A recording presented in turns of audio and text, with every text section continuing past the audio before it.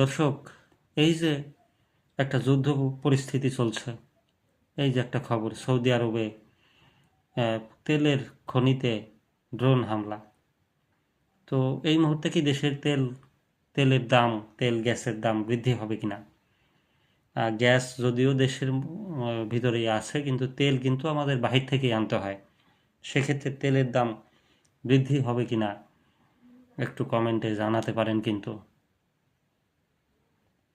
Saudi আরামকোর বৃহত্তম তেল শোধনাগার রাস তানুয়ায় আবারও ড্রোন হামলার খবর জানিয়েছে বার্তা সংস্থা রয়টার্স।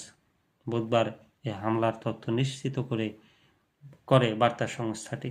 সৌদি প্রতিরক্ষা মন্ত্রণালয়ের এক মুখপাত্র বলেছেন, প্রাথমিক মূল্যায়নে দেখা গেছে আজকের হামলাটি একটি ড্রোন পরিচালিত হামলা ছিল এবং এতে কোনো ক্ষয়ক্ষতির খবর পাওয়া যায়নি।